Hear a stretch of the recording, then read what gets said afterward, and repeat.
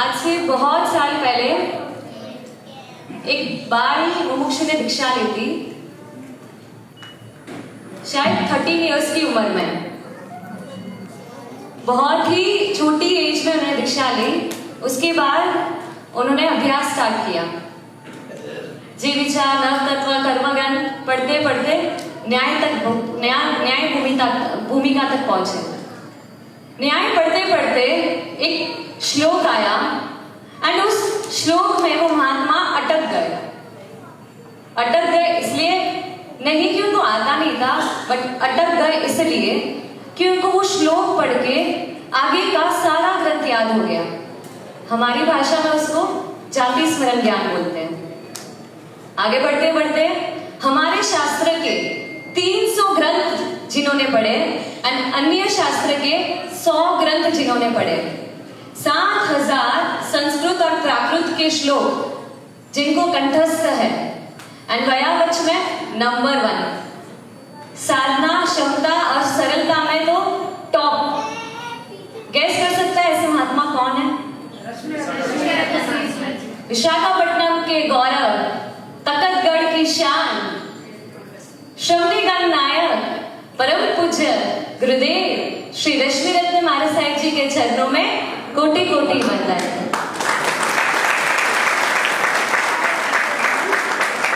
मेरी गुरु मैया मुझे पुण्य रेखा महाराज साहिब जी के चरणों में कोटि कोटि वंदन।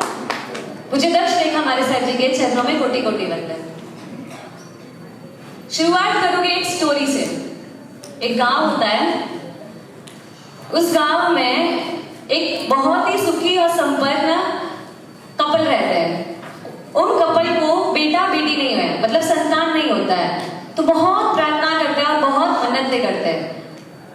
मन्नतें मांगने के बाद एक पुत्री का जन्म होता है, बट पुत्री भी कैसी, कोई देखना भी पसंद ना करे, एकदम कद्रूपी। अभी मम्मी पापा है तो जाहिर सी बात है कि मम्मी पापा तो उनको पाल पोस के बड़ा करेंगे, तो पढ़ाया लिखाया पाल पोस के बड़ा किया। जब बात आई शादी की तो उस माँ बाप ने हर एक गांव में लड़की को ढूंढ के बोला कि हम आपको संपत्ति देंगे अगर आप हमारी बेटी से शादी करो तो, बट कोई राजी नहीं। इतनी कद्रूपी लड़की से शादी इम्पॉसिबल, कितनी भी संपत्ति दे दो, बट लाइफ पार्टनर तो अच्छा ही चाहिए ना। उस माँ बाप को बहुत टेंशन हुई। फिर उसके बाद उस माँ बाप ने छोड़ दिया, गिव अप कर दिया कि अब जो होना होगा वो होगा। एक दिन वो पिता दुकान में बैठे बैठे ऐसी जॉब के लिए मतलब देख रहे थे, तो उनके पास एक अंधा आदमी आया and he was intelligent but अंधा था। तब उसके पिता को लगा कि ये मेरी बेटी को देख नहीं सकता है, होशियार भी है, क्यों ना इसको घर जमाई बना के मेरी बेटी से इसकी शादी करवा दो। तो उस चालाक पिता ने उस भोले भाले अंधे आदमी को जाल में फंसा दिया और अपनी बेटी से शादी करवा दी। शादी करवाने के बाद घर जमाई था, उनकी लाइफ बहुत अच्छे से चली। एक बार उस गांव में एक संत आता है एंड उसके पास ऐसी औषधि होती है कि जिसको लगाने के बाद अपनी खोई हुई रोशनी वापस ला सकते हैं। जैसे उस पिता को पता चला, उस पिता ने फटाफट उस संत को भगा दिया। बट नियति आखिरकार अपना खेल खेलती है। एक दिन वो जो अंधा भाई था वो गांव के बाहर गया एंड अनफॉर्चुनेटली संत से टकराया।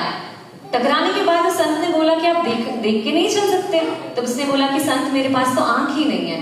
तब उस संत ने उसको औषधि दी एंड उसकी रोशनी वापस आ गई। रोशनी आने के बाद सबसे पहले इंसान क्या करता है? ऑब्वियसली मेरी जो पत्नी है उसको देखना है, ये जो वर्ल्ड है उसको देखना है, तो वो भागा भागा दौड़ा दौड़ा आ जाता है अपनी पत्नी के पास। जिस मोमेंट, जिस क्षण वो अपनी पत्नी को देखता है, दंग रह जाता है। उसके मन में इतना उतल पुतल चलता है, बट वहां से वो भाग जाता है। बोलता है कि कुछ भी हो जाए मैं यहाँ पे नहीं रह सकता। एज इट इज मेरी लाइफ थी, पूरी मोह राजा के वश थी। अंधी दौड़ रही थी, किसके लिए पता नहीं, क्या पाने पता नहीं, आगे लक्ष्य क्या कुछ पता नहीं। चलते चलते गुरु भगवान चेन्नई नगरी में पहुंचे। जैसे उस अंधे को औषधि मिली, वैसे ही मोह राजा के अंधेपन से सम्यक दर्शन की मुझे रोशनी गुरुदेव ने दी। जिस मोमेंट पता चला जिसके पीछे दौड़ रही हूं क्यों ना अगर वो मुझे छोड़ के जाए, उससे पहले ही मैं अपनी सेल्फ रेस्पेक्ट, यू नो, सबको प्यारी होती है, वो मुझे क्या छोड़ के जाता, मैं उसको छोड़ के जाती हूँ। उस वक्त मुझे हिट हो गया कि जिस वक्त मेरी मौत होगी उस वक्त ना मेरा परिवार, ना मेरा स्वजन, ना मेरी धन संपत्ति, कपड़ा भी यहाँ का यहाँ ही, साथ में क्या आएगा? कुछ भी नहीं।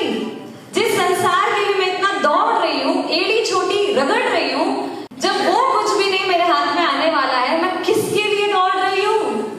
दैट मोमेंट शायद मम्मी पापा को बोला नहीं, बट यू नो समवेयर मुझे वो हिट कर गया। वो मुझे छोड़ के जाए उससे पहले अंकिता इतनी तो हिम्मत रख कि तू उसको छोड़े। दैट मोमेंट फाइनल किया। उसके बाद हमेशा संसार में हम क्या एक्सपेक्ट करते हैं?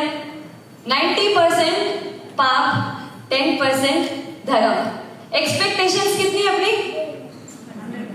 अगर मैंने धर्म किया है, मैंने 1 घंटे सामायिक किए, 1 घंटे पूजा की है, फिर भी मेरे साथ इतना बुरा, भाई पीछे तो देख 22 घंटे क्या कर रहा है। ऐसी मैं थी कि 1-2 घंटे धर्म कर रही हूँ, फिर भी लाइफ में इतनी प्रॉब्लम। गुरु भगवान के पास गई, मैंने बोला साहब ऐसा है तो फिर धर्म क्या करना, क्यों करना? कि अगर धर्म को आड़े ही नहीं आ रहा है, तब गुरु भगवान ने एक ही चीज बोली, आप अपने 22 घंटे का जो काम कर रहे हैं उसका भी तो फल मांगो। तब मुझे रियलाइज हुआ, ट्रू दैट, अगर मैं मेरे 22 घंटे के किए हुए काम का फल मांगू तो मैं खड़ी भी ना रह पाऊंगी। इतना पाप मैं करती हूँ कि वो जो बेचारा 2 घंटे का पुण्य भी मुझे सेव कर रहा है ना, वो भी सेव नहीं कर पाए।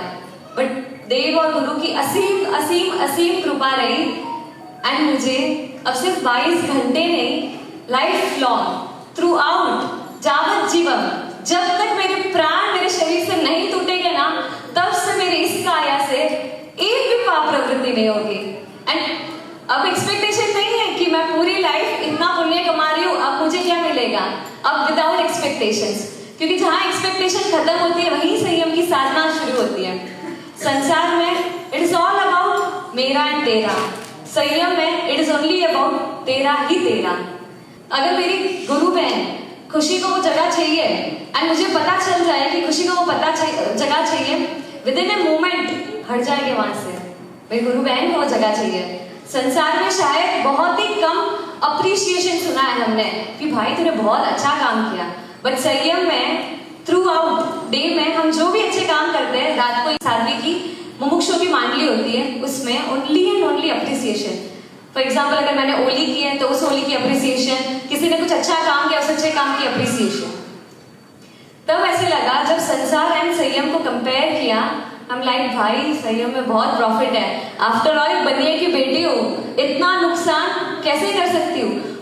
सुनने में आया था संयम जीवन जाने से पहले कि वहां पे कोई हमारी केयर नहीं रखता है। To be very frank, June month में मेरी ओली कंप्लीट हुई थी, 15th ओली, एंड बाद में मैंने थोड़ा खराब खा लिया था, उसके कारण मेरा पेट बहुत इनडाइजेस्ट हो गया। तो हम किसी के घर पे वापस नहीं गए थे, जैसे ही मैंने एंटर किया मुझे इतनी वॉमिट सेंसेशन, भाग के वॉशरूम गई, वॉमिट की, जस्ट वॉमिट की, खड़ी हुई, पीछे देखा मेरी गुरु बहन खुशी, वो आई और उसने देखा अंकिता दीदी आप क्या कर रहे हैं। मैंने बोला बस अब बहुत वॉमिट हो गई। तुरंत with in a fraction of seconds उसने मुझे वहां से हटाया। मैं जस्ट मेरा ड्रेस क्लीन कर रही थी, आई, पूरा वॉशरूम, कमोड, बाथरूम में पूरा फर्श वगैरह ईच एंड एवरीथिंग उसने क्लीन किया। शायद अगर मेरे घर में भी वॉमिट हो जाए तो मैं मेरे भाई से एक्सपेक्ट भी नहीं करूंगी कि वो मेरी वॉमिट क्लीन कर रहे हैं, बट यहाँ पे मैंने मेरी खुशी गुरु बहन जिसको बुलाया भी नहीं था, तुरंत वो आके मेरी वॉमिट क्लीन करके चले गए। ये होते हैं गुरुकुलवास के संस्कार। जरूरी नहीं है कि वहां पे जाके सिर्फ और सिर्फ दीक्षा के भाव ही आते हैं, दैट्स नॉट ट्रू। वहां पे आके हम संस्कार लेके जा सकते हैं। बिफोर एंटरिंग टू संयम लाइफ, मेरी लाइफ में सिर्फ और सिर्फ एक ही गोल था, अच्छा खाओ पियो घूमो। वार्डरोब में multiple of clothes, crop top, jeans, T shirt, traditional, but satisfaction zero. यहाँ पे only and only one cloth, that is white, no choice for me, but satisfaction at most. Chennai में ऐसा था कि यह किसी का ड्रीम होता, मेरा ड्रीम ऐसा था कि चेन्नई की हर रेस्टोरेंट ट्राई करना है, तो उस भाग में निकल पड़ी थी, सारी रेस्टोरेंट का खाना खाती थी। खाना खाते खाते हमेशा ऐसा आया कि यार जब खाती हूँ तब तृप्त हूँ, उसके बाद अगर मुझे सच्चा सेटिस्फैक्शन होता तो मेरे अंदर एक क्वेश्चन नहीं होता व्हाट नेक्स्ट। बट जब भी खाना खा के घर आती थी हमेशा ऐसा कि नेक्स्ट ही जाना है, कहाँ पे जाना है मुझे नेक्स्ट। ऐसे करते करते मेरे अंदर क्वेश्चंस आते थे कि I am not satisfied. But now I got to know why I was not satisfied, because अब पात्रे में चॉइसलेस खाना आएगा। शायद कभी आए नहीं भी आए, बट सेटिस्फैक्शन एट मोस्ट। संयम जीवन बहुत